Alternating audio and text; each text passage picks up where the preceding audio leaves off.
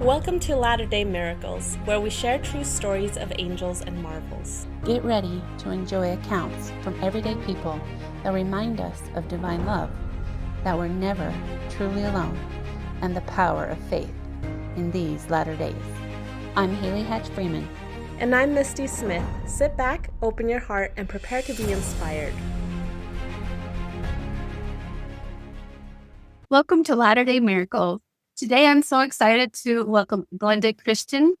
She is a friend that I knew from many years ago, and I was watching a movie on Netflix called Remembering Heaven, and I saw Glenda on there, and I was like, oh, that's my friend that I knew from a long time ago. And I was so excited to hear her beautiful story of angels on that show. And so then when I started this podcast, she came to mind, and I invited her to come and share those stories and more with us. So I'm so excited to have her on, and I'll let Misty do her bio. Hey, Dr. Glenda Christiaens is a retired nursing professor and certified holistic nurse. She taught at both the University of Utah and Brigham Young University, served as Dean of Nursing at Fortis College in Salt Lake City, and is a past president of the American Holistic Nurses Association. She holds a master's degree in public health and a PhD in nursing, and has published multiple scholarly articles in the field of stress management and education. Glenda has had several remarkable spiritual experiences, including a near-death experience and visionary encounters in which she saw her daughter and granddaughter before they were born, deepening her faith and understanding of life, love, and divine connection. Glenda is a mother of 4 children and grandmother of 15. She now resides in Arizona, where she enjoys retirement with family and friends. So excited to get to know you more, Glenda, and talk about all these incredible things you've accomplished. Well, thanks, Misty and Haley, and hello, everybody. Yeah, I've just accomplished so much, I wish. But When you mentioned about your stress management, I remember from the past, one thing that you said that has still resonated with me all these years later is something you said, how stress really doesn't exist in the present. When you live in the present moment, stress is something like when you're worrying about something that happened in the past, you're regurgitating all that, or stress is something you're worried about in the future. But if you're living in the present, stress really doesn't exist. And that was so powerful when you said that to me. It's something I still remember to this day. well, I'm so glad, Haley, because, sometimes we don't know who's listening, and we don't know if we said some little thing that can really affect other people's lives. So I really appreciate that, because we never know. A little smile when you're riding the bus could just make somebody's day, or just saying something brilliant, which I often say. No, I don't. But so thanks. I'm glad you knew that. That's exciting. Yeah, the present is all we've got.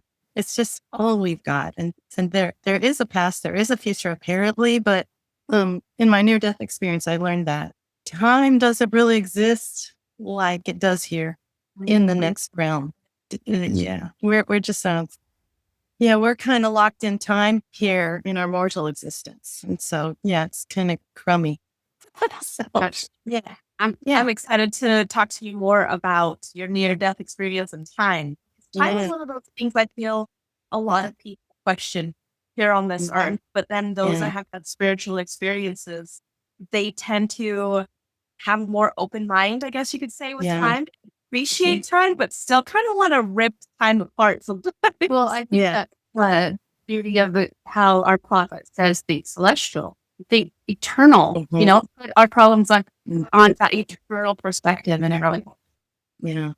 Time's, it's weird. We're not used to time, I think. We're here on Earth and we're going, wait, what? There's a timeline? Yes. So it didn't exist in my near-death experience, which I'll tell you about.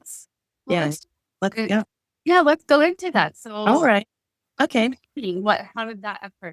Okay. So, I've got 3 stories, and I'll do them in chronological order. So, okay. Yeah. The first one starts when I was young. So like 40 some years ago, 1977, I'm 72 years old now. And I was newly married, newly pregnant, not happy, honestly. It was really a hard adjustment for me to be married. It was like, I went from like the big social butterfly to married. I'm sorry. If you love being married, I love you. It's hard for me. Yeah, and sick and pregnant. And so I went to bed with one night after being unhappy with my husband. We'd gotten some tiff or something. So I went to bed. We just had a mattress on the floor because we were really poor. And I just laid there praying, Heavenly Father, what I really messed up here. What did I do? Just please send me some comfort. Just comfort. I just wanted comfort. So I'm crying, laying on my back, and I look up to the door frame of our bedroom, and there's somebody standing there. It's a woman. She's not leaning on the door, but she's just maybe right in the middle of the doorway. Absolutely stunningly bright, like bright white. I think she was probably all dressed in white, but I didn't really check out her wardrobe. But she had long blonde straight hair, and she just stood in the doorway looking at me. And so that interrupted my crying festival. What was that? I looked at her and she looked at me, and I knew her. I knew her. She was ancient. She was wise, magnificent. Just, oh my gosh, I was in the presence of godliness. And then she moved over to right beside me. She stood up and looked down at me, like right beside the bed.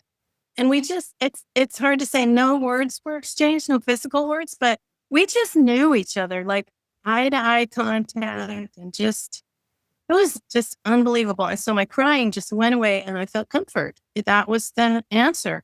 And then I thought, oh, that's my daughter. That's my daughter. Who hasn't been born yet.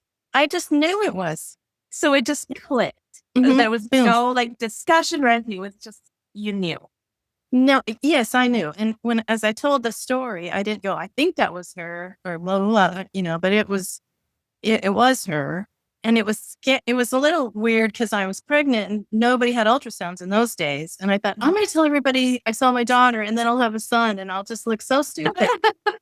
That's like to myself because I didn't want to look dumb.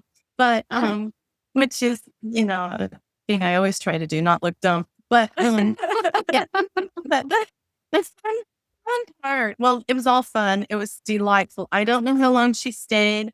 I think I finally fell asleep. It's just not in English, even our communication. So I fell asleep. And the next morning when I woke up, I felt her kick for the first time. Isn't that cool? Yes. Yes. And I put my hand on my belly. I said, oh, hi again. There you are. I knew that was cool. Yeah. And so the thing about my daughter is as she grew, she had challenges here on Earth. She had major challenges with depression, a lot of suicide attempts, drug, just stuff I can't go into because it's too much. But the blessing I received from that, it's called an announcement dream. It wasn't a dream, by the way. They just call it announcement dreams. The lesson I learned was I knew who she really was. I knew she was a beautiful, wise, ancient being, even though she was yelling at me and trying to kill herself. But she often said, Mom, I don't feel comfortable in my skin. I don't belong here. And she's kind of right in some ways. We all kind of feel maybe we don't belong here because this is just a quick little blink of an eye, I think. But it seems pretty serious while we're here. So that was just a blessing. I always knew who she really was. And so it really helped me to be the mother of a challenging little girl. She's doing great right now, by the way. She's like great, 40 years old. That sounds so good. Yeah. But what a blessing. Yeah. Yeah.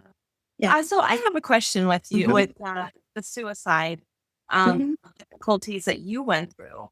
Do you feel like you grew closer to her as you helped her through her challenges?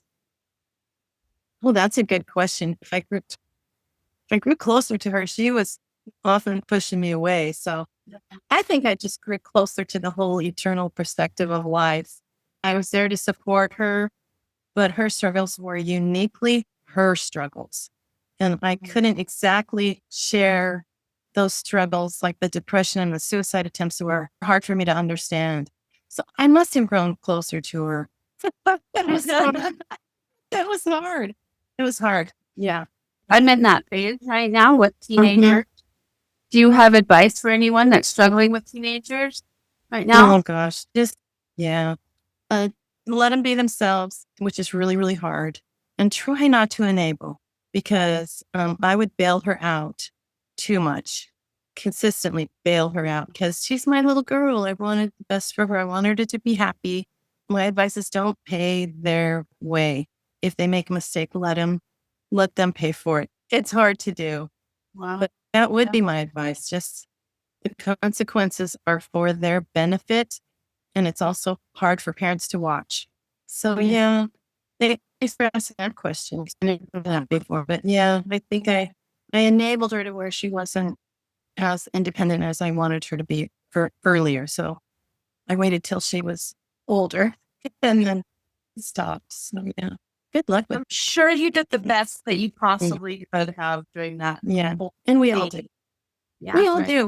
We go with the information we have and do the best we can. And so yeah, I used to beat myself up a little bit about it, like, oh, I should have been a better mom. You are the better. We are better. We're great. We're great. I think Heavenly Father sends us certain kids because He knows we can do it. Yeah, He knows we can do it. I've been actually thinking about this today, actually. Oh, I had a near-death experience as well. mhm. And I was shown one child, one son that I needed to still have. But I have 3 children. And Yeah. I pondered that. Why was I shown one, not all 3? Yeah. And so I've been thinking about that quite a bit today. So yeah. And you may never know. right. You Yeah. never know. What do you think that did for you? Seeing your daughter before you had her, was it just an assurance? Do you think? Did you learn something from Yeah. that? I think I was shown it to give me. Remember, I was praying for comfort, and I think that vision that I saw of her gave me comfort throughout her teenage and young adult years. Exactly. And you probably have more than just her, right? Is it Yeah, more I had 3 other just her? three. So three that's more what I'm boys. thinking. Yeah, that's what I'm thinking. I'm connecting things like experiences now Yeah. that I'm having. Like, oh, that's probably why I saw it. Him.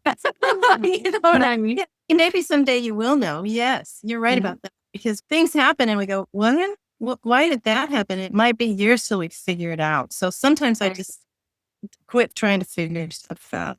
It's just live life, be grateful, and God knows why He did what He did. I don't always, so rarely. Yeah, yeah. So it'll come. It'll come, Yes. or it won't. Just enjoy. Yeah. Just trust. Enjoy. Okay, you ready for the next one? Yeah. Okay. All right. So fast forward to where I'm about 50 years old. So, 2014, I had a brain tumor and I had a great career. I was at the top of the world. The kids were all grown and life was just fabulous. And I'm driving home from work one day and I get this huge flash of memory in my mind. And it's like a TV episode suddenly going in my mind that I didn't even think of. And I thought, well, that's weird. It lasted maybe 2 seconds, but in our mind, there's not that much time in our mind that we notice it. I thought, oh, okay, well, that's just weird. And then a few days later on the way to work, I did remember where I was going, why I was getting on the freeway. And that was a little scary. And then I remember distinctly thinking, oh, I'm on the freeway for a reason. I'll just stay on the freeway and keep going, because really, what choice did I have? And then I went away and then I went, oh, yeah, I'm going to work. Oh, yeah. And then I said to myself, I think I have a brain tumor.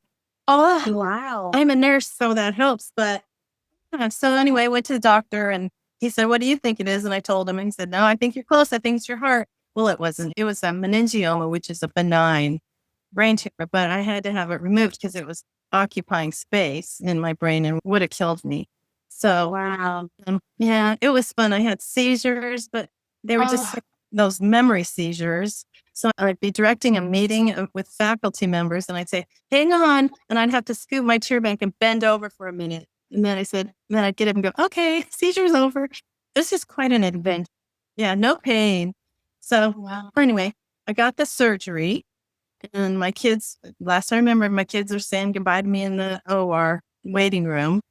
And I just didn't think it was a big deal. That's my personality probably. But I was like, why don't you guys all even show up? I'll be fine. And then I didn't wake up from the surgery. I was in a coma for about a week, I think. And, and I didn't know anything. It's not like I'm in a coma and go, oh, I'm in a coma. It was just blank. There's nothing there in my memory.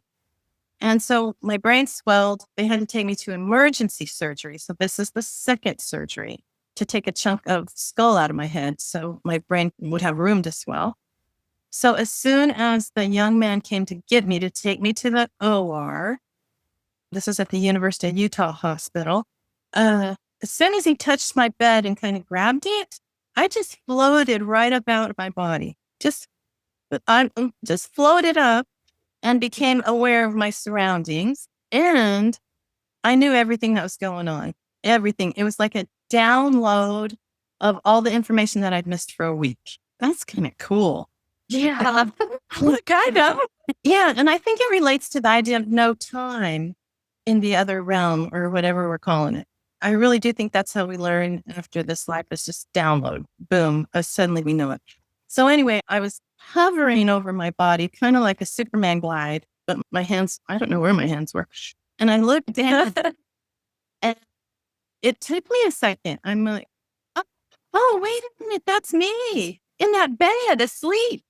I didn't recognize myself at first. And then I went, oh, I was in intensive care, but I looked peaceful. And so then, and as soon as I recognized myself, I seriously, ladies, this was my mood. I said, I died. This is so weird. That's unexpected. And I giggled. I just giggled. I'm like, wow, this is awesome. And so I just loved it. And I had no pain. I hadn't been in pain anyway, from the brain tumor, but I felt great. No pain. I didn't have my glasses on. It's fine. And so then as my bed was rolled down the hallway, I began to look around, and I knew those hallways from the University of Utah because I taught at the University of Utah. And then I was just having a great time. And then it came to my mind, oh, the kids aren't going to like this. Oh, yeah. And honestly, as soon as I thought it, a thought came back to me. They'll be here. They're coming. They're coming right along. So their time didn't really exist. I didn't feel like, oh, my kids are going to miss me and I'm going to miss them till they get here. Yeah, time was gone. It was just gone. So I knew they'd be right along and they'd be fine.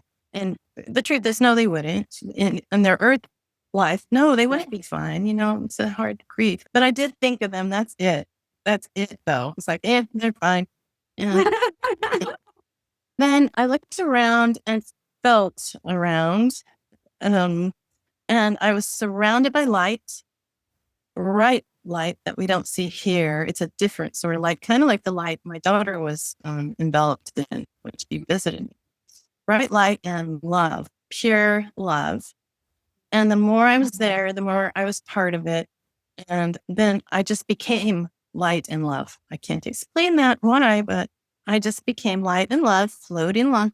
I never left and saw dead relatives or anything like that, but I was just light and love. That awesome thing was, it was natural. It was 100% natural. I wasn't surprised. I was pleasantly surprised I was dead, very pleasantly. But it wasn't like I'm like, where am I? Where am I? No, not at all. I knew where I was. I can't tell you where it was because I don't really know where it is. But oh my gosh, it was so natural. It's really, to me, like stepping into another door, into a big party. I mean, an awesomeness. Awesome. And so I just felt, yeah, this is part of my story. And so, I just loved it. And so we went down the hall. And then the last thing is I saw the OR. I saw they put my body in the OR and this, on the operating table. And this is the word part I can't figure out. So Haley, I'm glad you mentioned earlier. Sometimes we don't know why things happen we can't explain them. So this was just weird. I saw what I thought was a nurse in scrubs at the head of my physical body, scooping out with her hands big black balls of energy. She would get one out of my head and throw it over her shoulder. And even then, I was kind of trying to figure it out. But even then, I thought, this is pretty natural. That's all I remember. And afterwards, I felt like it was an angel saving my life, is what I was. Because there's dark energy in my brain. Yeah. I think so too. Yeah. Yeah. I didn't think they'd have to wear scrubs. I didn't think Okay, so let's talk for 1 second about the attire because it's something. And this is obviously not scriptural. There's nothing. It's just us chatting. But my husband and I have talked about this and how when we've spoken with other guests or people that have had visit from the other side and through the veil, when we see them, they tend to be dressed in what we believe they should be dressed in with what their job is. But I don't know. It's interesting because I also, like Haley, had an experience. I didn't have a near-death experience, but I had an experience. And when my mother-in-law came back, she was a mothery figure and she healed my hands. And when she was like mending my lungs, when I saw her, she was wearing not necessarily scrubs, but I guess in her time they would be scrubs. And so it's just interesting to think or talk to others that have experiences like that. It's just whatever it is, if it's for us and our comfort and knowing that's what they do and that's how we see them. Whatever it is, I just think that's neat. It's way cool. And I will talk about attire in my third story. So it's interesting you mentioned that too. But yeah, I think sometimes we just see things from the filter in our perception. And so to me, she had scrubs on. Maybe that was just for my benefit. Yeah. And so that's hard for me to think of her as an angel because she just had dark scrubs and I wasn't used to that. But yeah. Yeah. Very cool. So that's my near-death experience and it changed my life. And I told you about how my daughter coming to me in a dream helped me to get through life with her. And I really believe that this near-death experience helped me to get through my husband's transition because he died about a year later, maybe 18 months later. Yeah. Yeah. So we didn't see that coming. My kids thought I was going to die. He died instead. And so when he, bladder cancer. And when he died, I remember one night he said to me, I think tonight's my night. It wasn't, by the way, because, after a while, hope tonight's your night because, cancer. And I said, honey, you're going to love it. Go for it. And so when you die. Yeah. And so I think that experience was really to help me, but also, to help him to go through the transition. And it really is a transition. It seems like death is not quite the right word for it because we're still, I never died. It was never dead. Me, Right. I was in a coma. Yeah. But, so then when he did die at home, I found him because I had been downstairs and went upstairs and he had passed away. And I said, way to go. You graduated. Because that's what it seems like. We're in school and then we walk through the door and graduated. So that my near-death experience, I think helped him and helped my family because, they thought they're going to lose me. Then they did lose their dad. So that was pretty cool. It was a I gift. love that. I remember one of our leaders in the church speaking about death, and he was describing it as something that exactly how you described it. It's just like being in another room. And so it was a comfort for others. I think it was in a general conference talk that it was given. And it stood out to my family because we had lost family members. And you question, and I'm sure a lot of listeners and people you've spoken to question. And so this story that you had, I think is absolutely amazing. Thank you for sharing it, because I think there's so many questions about death. And obviously, those that have passed on, usually don't come back to explain. No, So no. I Yeah. love you shared that. Yeah. So hopefully that comforts someone. Yeah, I hope so. And I do share it as often as I feel the spirit telling me to share it. And yeah, they have a lot of questions and it's very comforting to people. And I will often say, no worries, your relative is really and truly in a better place. It's all present moment stuff. It's just a beautiful place to be and it's the right place to be. So they really are in a better place. Oh yeah, I've had lots of experiences where people have just lost someone. It's hard on us, but not the dead person. It's Right. it's way harder. It's the release. It really is. So I tell people, don't fight it. It's just natural. It's probably my biggest lesson. It's just natural. We're all going to die, and it's awesome. So okay, one more. You ready? Yes. All right. Okay. So then, just about 18 months ago, I went to a baby shower. And so remind me about the attire, Misty. Went to a baby shower. It was going to be my first great grandchild. I think we knew it was a girl, but I'm not positive. My grandson's family that he married into was there, and all my daughters-in-law were there. Tons of fun. And I'm talking to a daughter-in-law. It's a sunny, beautiful day in Utah, up in the hills of Draper. And I'm talking to her, and over her shoulder, so we're both standing face to face, about 3 feet apart.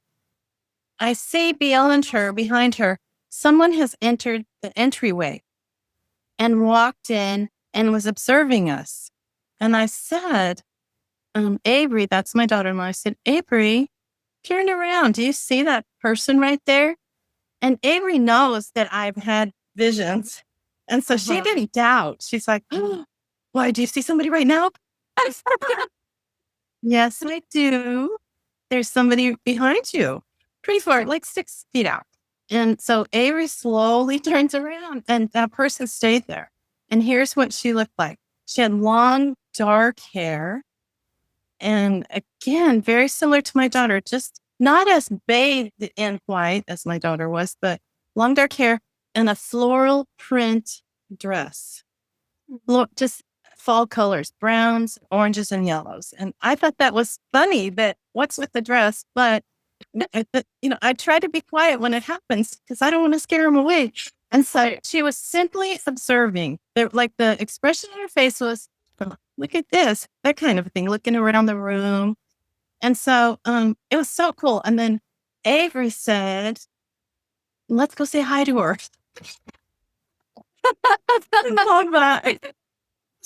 I said, oh, okay. And so we walked gently over to where she was.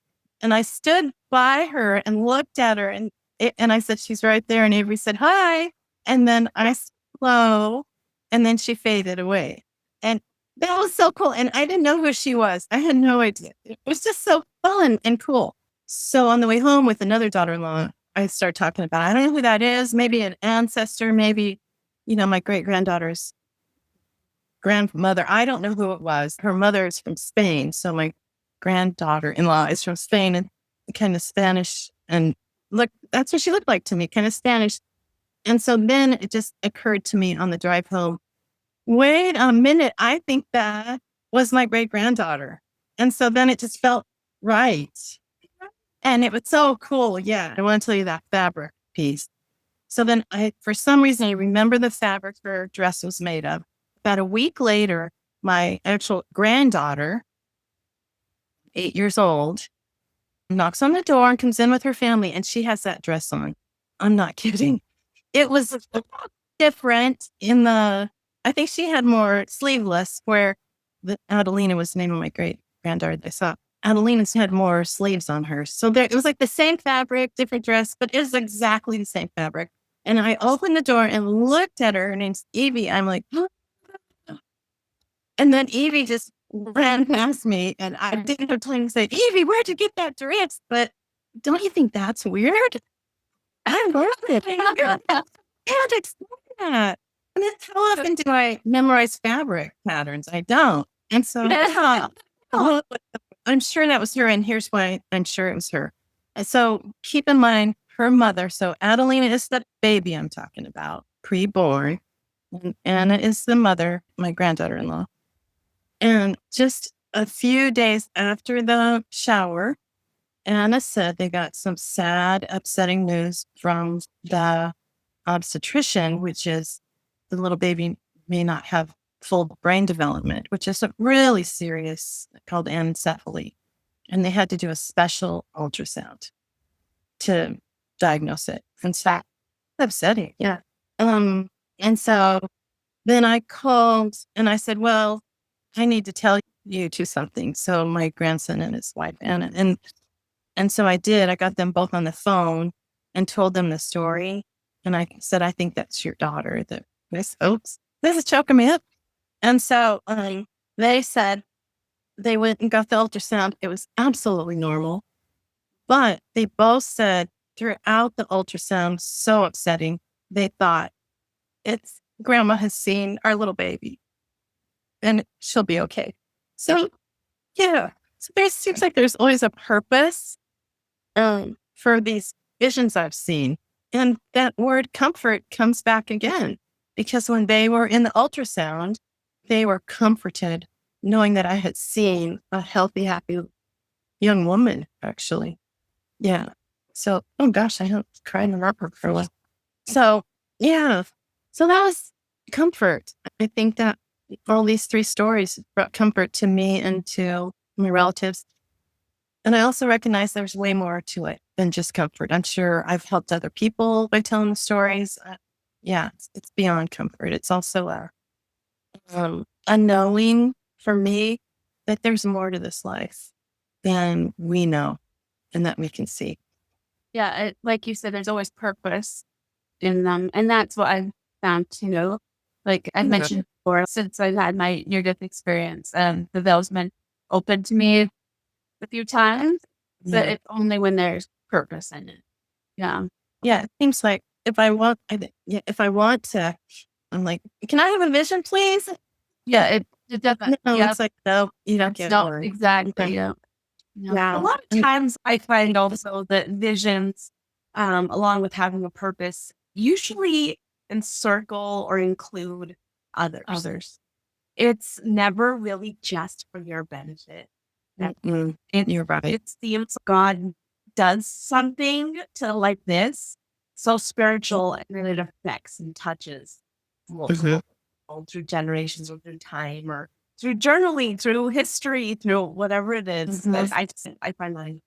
Yeah. And I definitely felt the spirit just saying. I know I had so many goosebumps when you said, when you said, I think it's my great-granddaughter. I'm like, my whole body was I had to jump.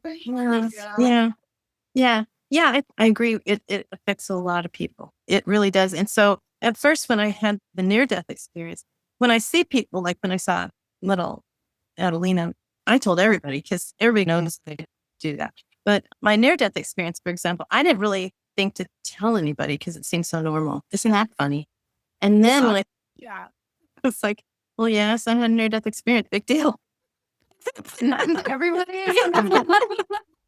But yeah, then when I started telling people, wow, then the blessings from that really came strong. So I think you have a point, Misty, of let's journal it. Let's tell the story. Let's do a podcast on it because it does provide comfort and whatever else to people. So instead of just keeping it to ourselves, yeah. And it doesn't matter if people believe it or not. I know I told one man about it and he goes, oh, Glenda, I know you believe it happened.